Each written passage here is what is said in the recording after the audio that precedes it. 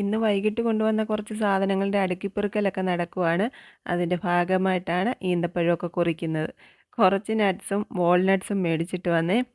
ചോറും കപ്പയും മാത്രം കഴിച്ചിട്ട് കാര്യമില്ല. ഇതൂടൊക്കെ നമ്മുടെ ശരീരത്തിന് ആവശ്യമുള്ളതാണല്ലോ. വല്ലപ്പോഴുമൊക്കെ കഴിക്കാം. പിന്നെ കുറച്ച് പച്ചക്കറികളും മാങ്ങയും കുക്കുമ്പറും ഒക്കെ മേടിച്ചിട്ട് വന്നായിരുന്നു. അതെല്ലാം നല്ലപോലെ ഒലച്ച് കഴുകിയൊക്കെ എടുത്തു വെച്ചു. പിന്നെ നമ്മുടെ VIP മണ്ണെണ്ണ കിട്ടിയിട്ടുണ്ട്. കാലങ്ങളായിട്ട് കണി കാണാൻ പോലും കിട്ടുന്നില്ലായിരുന്നു മണ്ണെണ്ണ. ഈ കഴിഞ്ഞ 2 മാസങ്ങളിലായിട്ട് നമുക്ക് റേഷൻ്റെ കൂടെ കിട്ടുന്നുണ്ട്. നിങ്ങൾ വാങ്ങിയോ കിട്ടാറുണ്ടോ എന്നൊക്കെ കമൻ്റ് ഇടണം. നമ്മുടെ നൊസ്റ്റാൾജിക് ഓർമ്മകളിലേക്ക് മണ്ണെണ്ണ വിളക്ക് വഴിമാറിപ്പോയതുപോലെ തന്നെയാണ് ഇപ്പോൾ മണ്ണെണ്ണയുടെ കാര്യവും. പിന്നെ കൊണ്ടുവന്ന മാങ്ങ ഇപ്പം തന്നെ ഞാനെടുത്ത് അച്ചാറിടാൻ പോവാണ്. അച്ചാറെന്ന് പറയാൻ പറ്റുമോ എന്നറിയത്തില്ല. മാങ്ങാക്കറി എന്നൊക്കെ വേണമെങ്കിൽ പറയാം. കാരണം ഇത് കുറേ ദിവസങ്ങളൊന്നും വെച്ച് ഉപയോഗിക്കാനൊന്നും പറ്റില്ല. നമുക്ക് കുറച്ച് ദിവസത്തേക്കുള്ളതാണ്. അപ്പോൾ അതൊക്കെ റെഡിയാക്കി.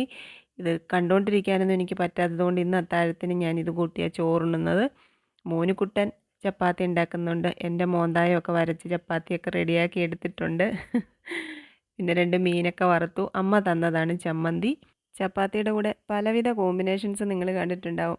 ഈ തേങ്ങാ ചമ്മന്തിയും കടുമാങ്ങയും കൂട്ടി കഴിക്കുന്നത് കണ്ടിട്ടുണ്ടോ? നിങ്ങൾ കഴിച്ചിട്ടുണ്ടോ എന്ന് പറയണം കേട്ടോ.